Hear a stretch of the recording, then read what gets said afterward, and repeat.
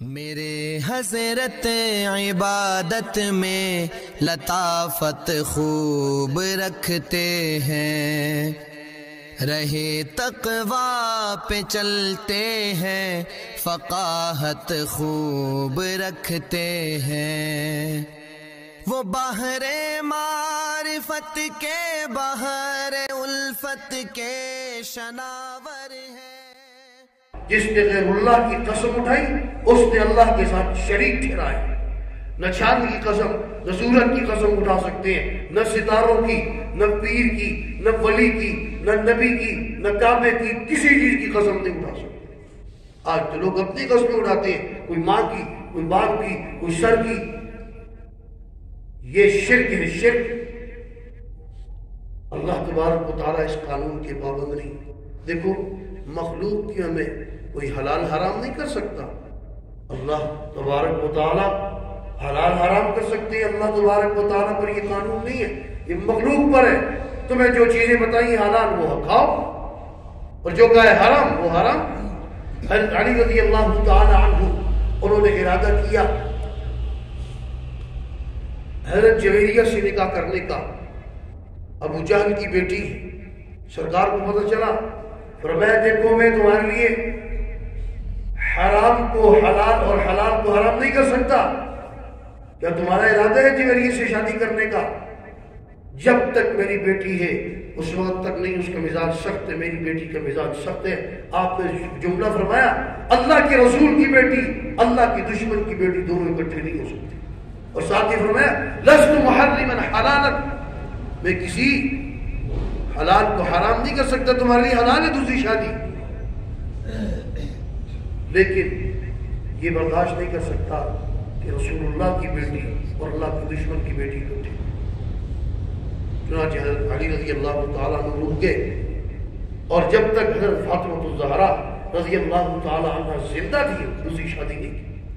بعد میں 21 لڑکے اور 19 لڑکیاں ہوئی، دوسری شادیاں آپ نے پھر کی بعد میں۔ تو اب دیکھو سرکار بھی حلال کو حرام اور حرام کو حلال نہیں کر سکتے، کسی کو اختیار نہیں۔ اللہ تبارک و تعالیٰ کا حکم بھی قانون بھی دیکھیے، یہ جو بٹیرے ہیں چھوٹا سا ایک لقمہ بھی نہیں ہوتا اس کو حلال کر دیا، جو ایک لقمہ بھی نہیں بنتا، بٹیرے ہیں چھوٹا سا ایک لقمہ بھی نہیں ہوتا اس کو حلال کر دیا، جو ایک لقمہ بھی نہیں بنتا، اور ہاتھی پورے قصبے کے لیے کافی ہے اس کو حرام کر دیا، اللہ کی مرضی۔ تو فرمایا ما ضل صاحبكم وما غوى وما ينطق عن الهوى، اور نہیں آپ بات کرتے اپنی خواہش سے، اپنی مرضی سے نہیں کرتے، ان ہوا الا وحی یوحى، مگر وہ جو وحی کی جاتی ہے اللہ کی طرف سے، وحی اللہ کی طرف سے وحی ہوتی ہے، آپ بات کرتے ہیں۔ یہاں پر بھی اچھی طرح سمجھیے، اللہ کی وحی ہوتی ہے وہ بات کرتے ہیں۔ بعض مرتبہ آپ کوئی رائے دیتے ہیں اور رائے آپ کی اپنی طرف سے ہوتی ہے۔ یہ بات ہو رہی ہے دین کے بارے میں، دین کے بارے میں کوئی بات آپ اپنی مرضی سے نہیں کرتے، دنیا کے بارے میں آپ اپنی رائے دے سکتے ہیں۔ دنیا کا مسئلہ اور دین کا مسئلہ اور، دنیا کے مسئلے میں بعض مرتبہ آپ رائے دیں اور وہ رائے دنیا کے اندر جو آراء ہیں اس آراء سے زیادہ معتبر نہ ہو، یہ ہو سکتا ہے۔ سرکار نے خود فرمایا جب تعبیر نخل کرتے تو آپ نے پیوندکاری کرتے، جب آپ مدینہ میں آئے وہ زراعت پیشہ لوگ تھے، آپ نے منع کیا یہ کیا کرتے ہو کہ تم نر کھجوروں کا برادہ اٹھا کر مادہ پر ڈالتے ہو، اوپر چھڑکتے ہو۔ بعض جگہ پیوندکاری ہوتی ہے، قلم کاری ہوتی ہے، اور کھجوروں میں کیا ہوتا ہے ان کا بورا ہوتا ہے، برادہ ہوتا ہے، اس کو اٹھا کر دوسرے پر مادہ پر چھڑک دیتے ہیں۔ تو آپ نے فرمایا یہ کیا کرتے ہو؟ انہوں نے کہا اس طرح کھجوریں زیادہ ہوتی ہے۔ آپ نے فرمایا خواہ خواہ مشقت میں پڑتے ہو، اللہ تعالیٰ کریں گے۔ اب ہوا یوں کہ جب انہوں نے تعبیر نخل نہیں کیا تو کھجوریں بہت کم ہوئی، مثال کے طور پر 20 من ہوتی تھی 4 من ہوئی۔ آ کر سرکار سے بتایا، آپ نے جملہ فرمایا، عجیب جملہ ہے، فرمایا کہ دیکھو امرتکم، میں تمہیں حکم دوں دنیا دین کے بارے میں تو اس کو فخذوہ لے لو، اور اگر دنیا کا معاملہ ہے تو یاد رکھو انتم اعلم بامور دنیاکم، انتم اعلم بامور دنیاکم، دنیا کے معاملے میں تم خود زیادہ سمجھتے ہو، ٹھیک ہے، اگر زیادہ ہوتی تو زیادہ کرو۔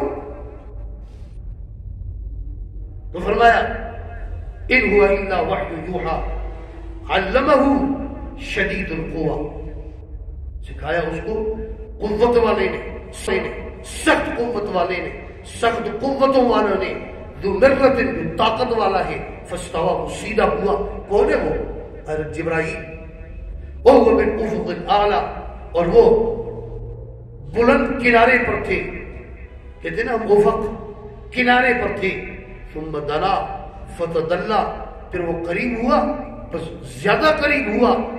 فکان قاب قوسین او ادنی، پھر ایک اندازہ تھا 2 کمانوں کے برابر۔ عرب کے اندر جب جنگ ہوتی تو جنگ میں بالکل اگر قریب ہوتے تو 10 بدس تلوار سے لڑائی ہوتی، تھوڑا سا فاصلے پر ہوتے تو تیروں سے ہوتی، کمان چلائے جاتے تیر۔ تو یہ جو کمانیں ہیں، اگر کوئی آدمی آپس میں دوستی کرتا تو اپنی کمانوں کو آپس میں ملاتا ہی کہ ہم دوست ہیں، یہ دوستی کی علامت تھی۔ اگر مجھ پر کسی نے حملہ کیا تو تم میرا ساتھ دینا، تم پر کیا تو میں تمہارا ساتھ دوں۔ تو فرمایا اتنے قریب، بلکہ اس سے بھی قریب 2 موقعوں پر سرکار دو عالم سرور کونین صلی اللہ علیہ وسلم نے حضرت جبرائیل علیہ السلام کو ان کی اصلی صورت میں دیکھا، ایک جبل نور پر، وہو بالافق الاعلی، پورا افق پورے افق پر وہ چھائے ہوئے تھے، اور دوسرا آگے آ رہا ہے فاوحا الی عبدہ ما اوحا، رب نے وحی کی اپنے بندے کی طرف وحی کرنا۔ اور دوسرا موقع عند سدرۃ المنتہی، سدرۃ المنتہی پر اصلی صورت میں دیکھا۔ تو فرمایا آپ نے وحی کی اپنے بندے کی طرف وحی کرنا۔ مفسرین فرماتے ہیں کہ وحی کی یعنی وحی حضرت جبرائیل کی طرف کی، حضرت جبرائیل آگے سے وحی لے کر کے کس کے پاس؟ سرکار کے پاس۔ دوسرے حضرات فرماتے ہیں کہ نہیں، اللہ تبارک و تعالیٰ نے یہ معراج کے موقع پر براہ راست وحی کی، یہ وہ وحی مراد ہے۔ 3 چیزیں تھی براہ راست، یہ دوسرے حضرات کا قول۔ پہلا قول کیا ہے کہ حضرت جبرائیل پر وحی کی، حضرت جبرائیل لے کر آئے۔ دوسرے حضرات فرماتے ہیں مفسرین نہیں، سرکار براہ راست اللہ نے وحی کی۔ 3 چیزیں ہیں اس میں، 50 نمازیں جو 5 ہو کر رہ گئی، 50 نمازیں دی، اور دوسری سورہ بقرہ کی آخری آیات آمن الرسول بما انزل الیہ من ربہ والمؤمنون، آخر تک۔ اور حدیث بعد میں آتا ہے جس آدمی نے رات کو یہ آیات پڑھی اس کے لیے کافی ہو گئی۔ 3 چیزیں تھی براہ راست، یہ دوسرے حضرات کا قول۔ پہلا قول کیا ہے کہ حضرت جبرائیل پر وحی کی، حضرت جبرائیل لے کر آئے۔ دوسرے حضرات فرماتے ہیں مفسرین نہیں، سرکار براہ راست اللہ نے وحی کی۔ 3 چیزیں ہیں اس میں، 50 نمازیں جو 5 ہو کر رہ گئی، 50 نمازیں دی، اور دوسری سورہ بقرہ کی آخری آیات آمن الرسول بما انزل الیہ من ربہ والمؤمنون، آخر تک۔ اور حدیث بعد میں آتا ہے جس آدمی نے رات کو یہ آیات پڑھی اس کے لیے کافی ہو گئی۔ اب کفایت کا مطلب کیا ہے؟ بعض مفسرین فرماتے ہیں کفایت کا مطلب یہ ہے اگر وہ تہجد کی نماز نہیں پڑھ سکا، اگر رہ گئی تو یہ اس کے لیے کافی ہے، تہجد کی نماز پڑھنے والا آدمی ہے۔ اور دوسرے حضرات فرماتے ہیں کہ کفایت کا مطلب یہ ہے کہ ڈاکوؤں سے، چوروں سے محفوظ ہو گیا۔ اور تیسری چیز سرکار نے، اللہ تبارک و تعالیٰ نے سرکار کو فرمایا کہ آپ کی امت میں وہ آدمی جو اس حال میں مرا کہ مشرک نہیں تھا، شرک نہیں کیا، تو میں اس کی بخشش کروں گا۔ یہ 3 چیزیں براہ راست تھی، براہ راست۔ آج جو اہم ترین چیز ہے اس کا ذکر ہی کوئی نہیں کرتا۔ کتنی بڑی بات ہے، معراج کا کتنا بڑا سبق ہے کہ سرکار کو یہ چیز براہ راست ملی کہ آپ کی امت میں جو مشرک نہیں ہے، اس حال میں مرا کہ اللہ کے ساتھ اللہ فرماتے ہیں میرے ساتھ اس نے کسی کو شریک نہیں ٹھہرایا، میں اس کی بخشش کروں۔ بخشش کا وعدہ کس کے ساتھ؟ جو اللہ کے ساتھ شریک نہ ٹھہرائے۔ ما کذب الفؤاد ما رأى، نہیں جھٹلایا آپ کے دل نے جو دیکھا، اس کی تصدیق کی۔ بہت کچھ دیکھا آپ نے وہاں، حضرت جبرائیل کو دیکھا۔ افتمارونہ علی ما یرى، تم جھگڑا کرتے ہو اس کے جو وہ دیکھ کر آئے، جو کچھ انہوں نے دیکھا تم اس کے بارے میں جھگڑا کرتے ہو۔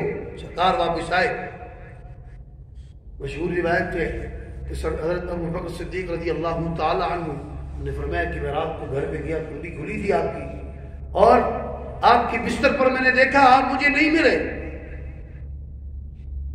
آپ نے فرمایا میں معراج پر گیا ہوا تھا، اور صحیح روایت یہ ہے کہ سرکار سے آ کر ملے، نہ سیدنا صدیق اکبر سب سے پہلے ملے، اور سرکار نے واقعہ سنایا، آپ نے تصدیق کی، بلا قیل و قال مان لیا۔ اب جب مشرکین کو پتہ چلا، ان کے لیے مذاق کرنے کے مواقع تھے بہت سارے، یہ بھی ایک بہت بڑا موقع تھا۔ وہ کہنے لگے ہمیں تو دو مہینے لگ جاتے ہیں صرف بیت المقدس تک پہنچنے کے لیے۔ کہتے ہیں میں بیت المقدس بھی گیا، وہاں سے اوپر بھی گیا، پہلے آسمان، دوسرا آسمان، تیسرا، اور کہاں پر گیا۔ اچھا، کہنے لگے تم ابو بکر کو تو منوا سکتے ہو، ہمیں نہیں منوا سکتے اتنی جلدی۔ اب آئے پوچھنے لگے ہاں بتاؤ بھائی وہاں کتنی کھڑکیاں ہیں، کتنے دروازے ہیں، کتنے اس کے جو ہے سنگ مرمر کے کتنے ستون ہیں، اور دوسرے بہت سارے ہیں، مختلف قسم کے وہاں پر پتھروں کے ستون ہیں۔ ایک ایک چیز پوچھنے لگے۔ ظاہر بات ہے سرکار وہاں اس لیے تھوڑی گئے تھے کہ ان چیزوں کو وہاں پر جا کر گنتے۔ یہ مسجد ہے، اس مسجد کی بنیاد بھی ہم نے رکھی، لیکن ہمیں بھی پتہ نہیں ہے اس کی دروازے کتنی کھلی ہیں، ہم روزانہ آتے ہیں۔ بھائی آدمی جس مقصد کے لیے جاتا ہے اس کو وہ مقصد پتہ ہوتا ہے۔ اب بڑے خوش ہوئے، مذاق کو ٹھٹا بنا لیا۔ اب ایک دن اکٹھے ہوئے سارے اور آ کر سوال کرنے لگے۔ سرکار فرماتے ہیں مجھے وہ چیزیں یاد نہیں تھی، اللہ تبارک و تعالیٰ نے بیت المقدس میرے سامنے، یہ مجھ سے پوچھتے میں دیکھ کر بتا جاتا، لیکن ضد کا دنیا میں کوئی علاج نہیں ہے، ضد کا علاج صرف جہنم، بس پھر بھی کوئی نہیں مانا۔ تو فرمایا وَلَقَدْ رَآهُ نَزْلَةً أُخْرَى، تحقیق پھر دیکھا اس کو دوسری مرتبہ، اس کو حضرت جبرائیل کو عند سدرۃ المنتہا، سدرۃ المنتہا بیری کے درخت کے بعد، یہ بیری کا درخت ہے نا، سدرۃ المنتہا یہ مرکز، یہ ہیڈ کوارٹر ہے۔ یہ کیا ہے؟ یہ ہیڈ کوارٹر ہے سدرۃ المنتہا۔ فرمایا سدرۃ المنتہا کے بارے میں سرکار نے فرمایا کہ اس کے پتے بڑے بڑے ہیں جیسے ہاتھی کے کان، اور اس کے جو پھل ہیں وہ ہجر قبیلہ ہے، اس کے بڑے بڑے مٹکے ہوتے تھے۔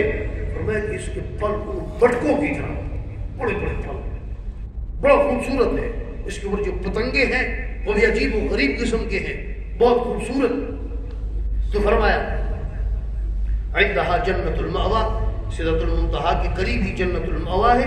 اذ یغشی السدرۃ ما یغشی، پھر اس کو ڈھانپ لیا اس چیز میں جو اس پر چھا گئی، یعنی اس پر پتنگے، وہاں کے پرندے کے لوگ خوبصورت، اور جب وہ آپس میں ان کے پتے جو آپس میں ٹکرتے ہیں ان سے ایک آواز نکلتی ہے خوبصورت، ما زاغ البصر وما طغى، وہ بھی عجیب و غریب قسم کے ہیں، بہت خوبصورت۔ تو فرمایا عندہا جنت المأویٰ، سدرۃ المنتہا کے قریب ہی جنت المأویٰ ہے۔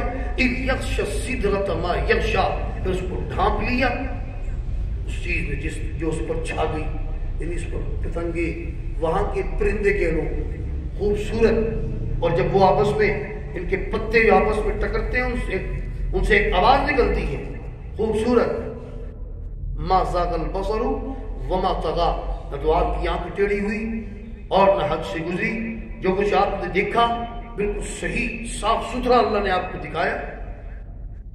لقد رأى من آیات ربه الكبرى، تحقیق دیکھا آپ نے اپنے رب کی بڑی بڑی نشانیاں دیکھی۔ آپ نے وہاں پر آسمانوں کی سیر کی، سدرۃ المنتہا کی سیر کی، جنتوں کی سیر کی، سب کچھ اللہ نے آپ کو بڑی بڑی علامات ساری دکھائی۔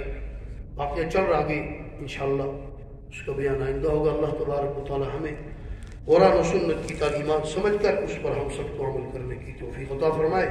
وآخر دعوانا الحمد للہ. تبارك الذي نزل الفرقان على عبده ليكون للعالمين نذيرا.